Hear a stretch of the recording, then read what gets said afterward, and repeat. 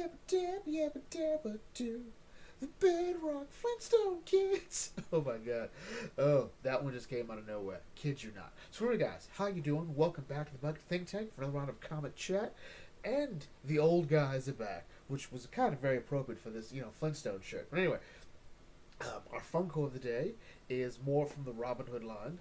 One of my favorite characters, Friar Tuck. Alright, I love Friar Tuck.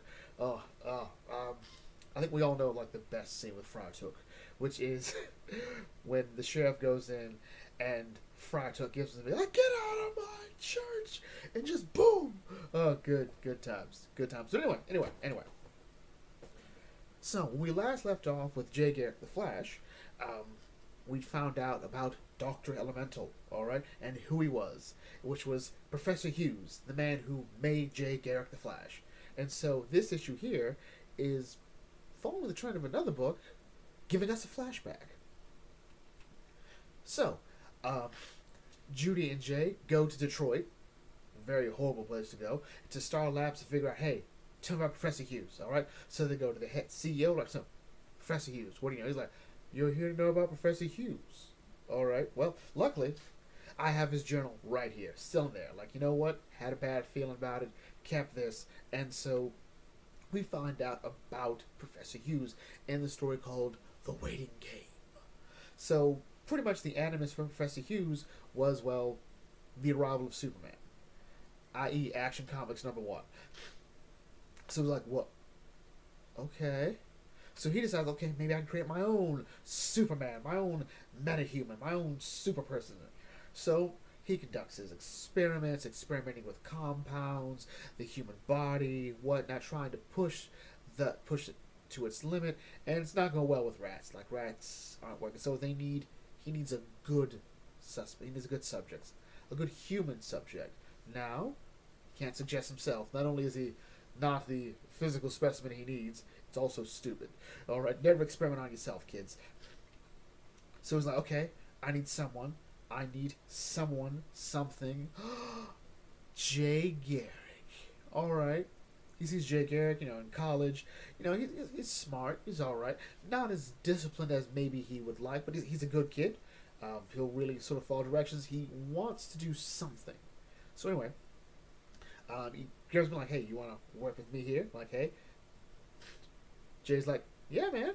And while this is all going on, as good as Jay is, he's also a bit distracted, namely by Joan. Oh, look at that. Judy, Joan, and Jay. Oh, they love that dynamic. So he's like, oh, God, look at him having a girlfriend and whatnot. I'm going back to my lab. And then, this is where it gets dark. So, well, dark, as it wasn't already. So, for those of you that don't know, Jay Garrick got his powers in a lab accident. This story here reveals it was not an accident. Alright? Professor Hughes intended this to happen the whole time. Goes in, hey, Jay's in there, in the lab. Oh no, presses a button, table goes over, chemicals fall over him, and Hughes just sits there and watches like, Hang on. Let him get all them chemicals in. There we go. Alright. Oh my God, Jay! No! Somebody help! Look, I gotta respect this about him. Like, he's a good mad scientist. He also takes a little bit of Jay's blood so we can study it. And, well, it turns out that, we got exactly what we thought would happen. Well, at least Professor Hughes got exactly what we thought would happen. Pretty much, i.e. the story of Jay Garrick. And we see Hughes start to go the extra mile to keep it safe when the doctors were like, hey, dude, so the labs, the gases and chemicals you used, Jay is able to move, think, act faster than humanly possible. He's a freak of science. This is going to be great. And it is. And first he was like, yeah, about that.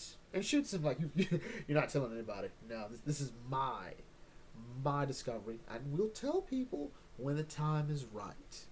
I.e., once I make sure they can spell my name right when it's time to get the awards. And so he sees Jay become the superhero and he's doing all this stuff. He's studying Jay.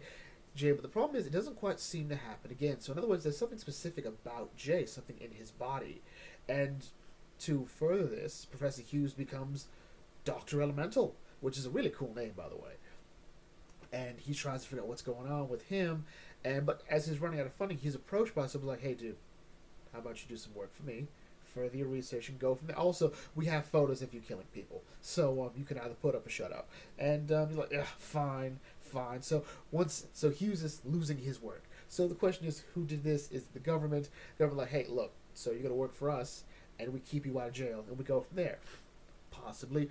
Is it maybe Amanda Waller's dad? Find out that level of horrible runs in the family. Who knows? But anyway, Professor Hughes creates the Robo-Bear and all this other stuff to stop Jay, or just, to apprehend Jay, to study Jay, and even Judy. As a matter of fact, as it turns out, he tried to recreate the whole experiment again with Judy. So trying to figure out, hey, maybe he passed it on to Judy, and that goes in. So something about Jay reacted to the chemicals that labeled him to be the Flash, and it's passed it on to Judy. So okay, something's going on, trying to work with that, and he's like, yes, it's all coming together. And then, of course, we get the whole event in Keystone City, 1963, when Judy encounters Dr. Elemental. And it's just, oh, you're Professor Hughes! Like, yeah, not happening. Then Judy, of course, disappears, and Hughes goes off the radar. And as they try to figure exactly what happened, as he's about to tell them, like, let me tell you what happened to him. The secretary, turns out, has been working for Professor Hughes this whole time, and starts to unleash the fire. I'm like, oh, didn't see that one coming. Always background check your secretaries, people. Overall, Jay Garrick the Flash issue 4 is, I think, a really fun story. Sort of playing around with the origin of the Flash without sort of breaking the bank. Like, it was a lab accident. There were a lot of lab accidents back then. Trust me. It was a terrible time to be a scientist. You either became a superhero, a supervillain, or you just died. It just, terrible time. Hughes is pretty much a madman. Although he's driven more by ego and a thirst to prove himself than he is sort of a desire for power. He's like, hey, I know this can work. I want to create this. And he wants to keep hiding it until, he's ready. He keeps saying, I'll share it with the world eventually. He probably never intended to. Now, what his actual intentions were, who's to say? Overall, though, this was probably, in my opinion, maybe the weakest issue. But because it's really sort of giving us the lore on Professor Hughes and the role he's played in all this, and Hughes is the big bad of this era, or this story. So it was interesting to just see that. You can say, well, Jay and Judy didn't do much because it's not their story. This is Professor Hughes' time to shine and let you know why he's a problem. So overall, fun issue, did exactly what it was supposed to do, and again, I'm looking forward to these last 2 issues. Next, we have Wesley Dodds the Sandman. I got the hotkeys fixed. I hate when OBS updates, but anyway, so, The Fog Strikes. I didn't know we were calling him that. Maybe I missed that in issue 3, but anyway. Last time we left off, Wesley and, I guess, The Fog were engaged in a huge, well, not really huge, but simplistic battle of fisticuffs and gases, alright? And then, Wesley goes, well, you know what? Everybody gets gas. It's just the 2 of them, and it's a cocktail of gases, and they start getting drifty and woozy, and they fall out. And Wesley pretty much, you guys remember the episode of Rick and Morty where the gas sings about cosmos without hatred? I kind of want that to play as we go through this, but there's something interesting to be said about these flashbacks, namely how Wesley has always been sort of a follower. Like there's a mention of when he was in school, one of the kids in his private academy, his family lost all their money, so he had to be pulled, and he joined in laughing at them. But it often feels like Wesley just sort of laughed to fit in. So it's an interesting way to sort of look at how Wesley has changed from then. He's still a bit meek, but he really is sort of stepping out from everything, being the outsider. But again, he can't admit it. So he is sort of being sort of the best version of himself while still having some of those worst attributes. And he goes on, and the fight with the fog, and whoever stole his research, it's going and going and going. And he wakes up. I guess Diane found him, brought him back, And yeah. I'm about to say, thank heavens his glasses were off when she brought him in. So he's like, okay, what's going on? What's going on? And she's like, you have to rest. Like, I can't rest. That dude's got the gas, and he's going through other files. Like, he really is pushing himself, trying to figure, hey, I have to find out what's going on here, who this guy is. And he thinks, well, there's only one person who could have known, and he really, really hates it's going to be this guy. It's that bastard Vanderbilt, my dad's old friend. Okay, I'm going to go. Confront the man who was like my father. Goes in, takes that deep breath, and what does he find? The guy he thinks is the bad guy getting the business worked out of him by the fake Sandman. And like, oh no! But also, thank heavens, my last father figure isn't a horrible person, allegedly. So Wesley goes in like, duh, give him the business. He's doing better in this one than he did last time. I guess Wesley is like your vigilante hero. Does bad first time. Round 2, he's in. He wants to be like, what'd you do with my journal? Where's my journal? This guy's like, I don't have your journal. Yeah, wouldn't? I'm not going to tell you who has it. The fight breaks out. The fight continues. He won't tell him. And it's sort of the impression is that he gave it to somebody else. Or he sold it to someone else. We don't quite know. I think we all know who it is. We all know who has it. It's the other guy at the business meeting who wanted to use this for actual war in the way that Wesley didn't want it to be used. So Wesley, Leonidas kicks him. I don't quite think so here's the thing. If you look at that panel on the top right, he's running. So he's like a good distance away from the window. Wesley says, nah, man, this is Sparta. Kicks him, and he goes through the window. And like, no, and crashes like, oh, he's dead. He turned out to be the mid-boss of the story, so he's dead. So he feels bad. Okay, so I think I know exactly where it is, but the problem is now I have to kind of commit some treason. And that's how the comic ends, with the idea that he's going, I guess, to Europe. Overall, Wesley Donald's Sandman issue 4 is a fun little adventure. It's just sort of like, hey, we've dragged our feet enough here. Issue 3 was where we're like, hey, make or break it for the readers. Like, okay, you know what? I'm invested. All right? And issue 4 should be where we go, like, hey. Up it. All right? I think I said the opposite last time, so I'm wrong sometimes. Deal with it. But overall, at the very least, that's the halfway point. So we should really hit a stride. All right? With Flash, we hit the arrival of the whole space of the Robo Bear, and then coming together and realizing, about Dr. Elemental and ends with Professor Hughes. Here we have the clash with the fake Sandman in issue 3. That fight, as well as a talk about Vanderbilt and Obsession, and then we come to Wesley's nightmares, and then finding out that, hey, the person we thought was the bad guy turned out to not be the bad guy, and then realizing, hey, this is where we have to go now. It still works.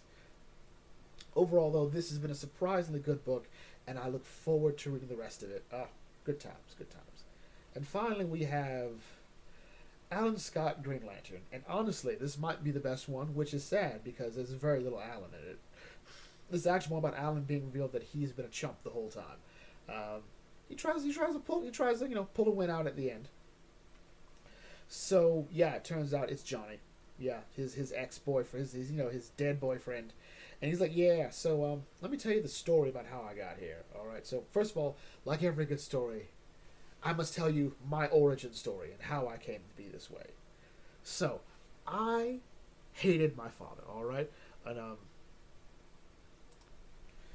first of all, Johnny's real name is Vlad, and he grew up in Belarus, and he left Belarus to pretty much be a better version of his dad. Like his dad was in the military. Like, yeah, dude, you suck.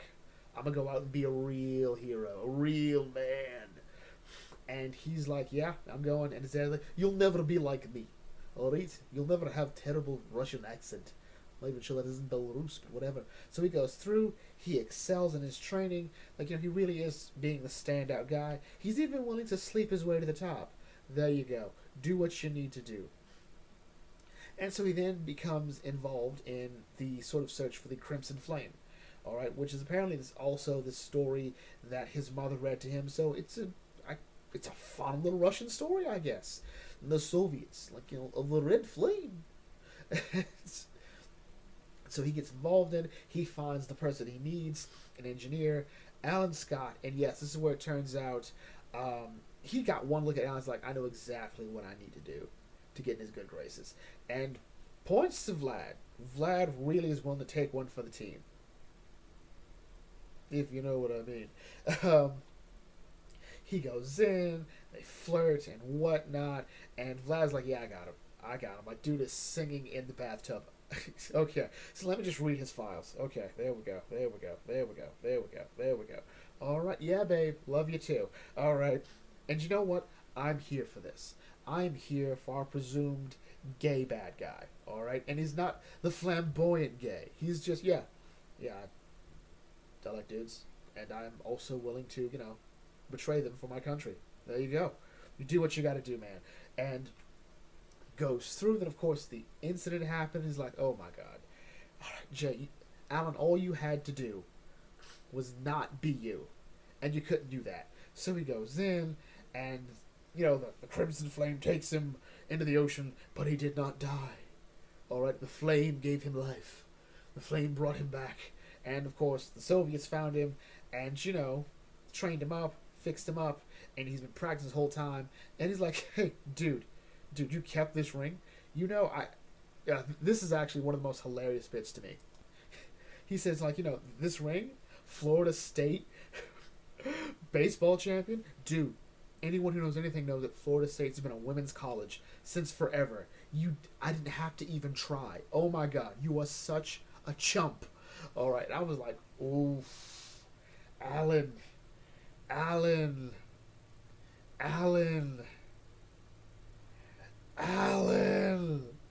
oh, Vlad for the streets.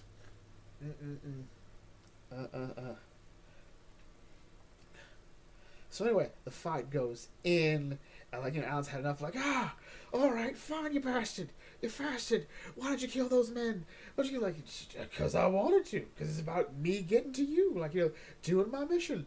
And the fight goes on, and apparently, Vlad is showing that he's much better with the flame than Alan. And he's like, how are you able to do this? Like, you don't get it, do you? Like, you've never really bothered to understand exactly what power you have. Like, when you phase through objects, you're turning into light. You're manipulating space-time. You're literally going through the moments before that building existed. I was like, wait a minute. We've gone through some stuff here. So for those of you that don't know, I don't think I've ever told anyone, at least on this channel here, Alan Scott, and I guess presumably Vlad here, do not get their powers from the emotional spectrum like most lanterns do. Alan gets his powers from the Star Heart. All right, it's an energy source. I think it's the best way to sum it up. Actually, it's an almost malevolent energy source that the Guardians had considered using before they switched to willpower. And then, of course, there was the Manhunters, but it's whatever. Alan is the keeper of that flame. All right, that's where he gets his power from. All right. Vlad, I'm presuming, gets his from, I guess, the opposite of that, the red flame and whatnot, but whatever. But Alan takes the time to point out, so what has all this been about? Like, you've been killing people that not just people I know, but people I know, Are you jelly? And of course, Violet, you kid, no, I'm not. You were just a mission. All right, and on top of that, all right, I'm married with kids, and I love this bit. So Alan, does your wife know that you're that I'm a what? That I'm a what? Like a spy. I'm like, oh, Alan's trying. This is the first time Alan's ever tried to play head games. First time Alan's been interested in this whole story. So I guess Tim Sheridan's trying. He should have tried 2 issues ago at least, but. Whatever. And he's like, no, they don't. And Alan talks about, hey, that little shack we went to the one time by the port. Yeah, I bought it just so I can remember you and whatnot. I'm like, Alan, you're such a You're such a simp. Oh my god. And Vlad's involved with, oh, Alan, Alan, and I was like, no, gotcha. He takes it. He takes the red lantern. He's like, no, no, no, don't do it. You can't mix red and green. You can't mix red and green. You'll become a holly jolly lantern. And that's how the comic ends, as Alan tries to fuse both red and green. And yeah, so I'm gonna be honest. This is possibly the best issue of Tim Sheridan's run so far.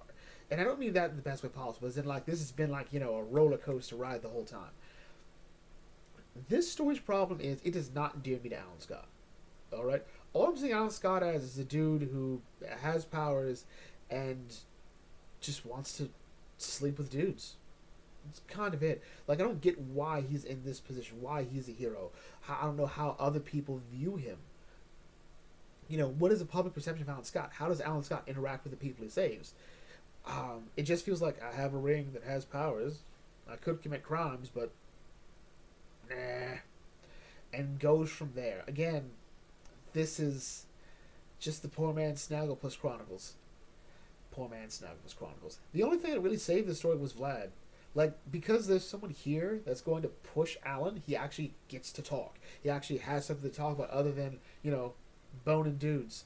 Or feeling bad. Now, the whole conversation he had with the Spectre, I think, was good, but I don't think it felt earned. Like, the question is, does Alan hate himself? Does Alan wish he wasn't? I think we already crossed that bridge earlier in issue 2.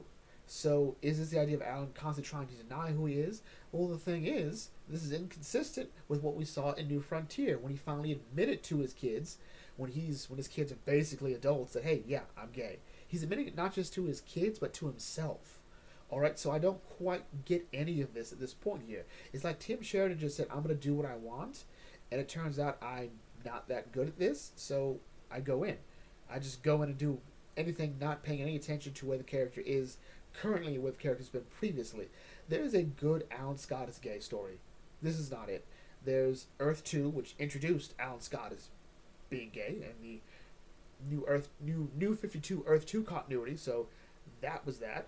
And here we are now with this. Alan Scott does not deserve this. Alright? And, yeah.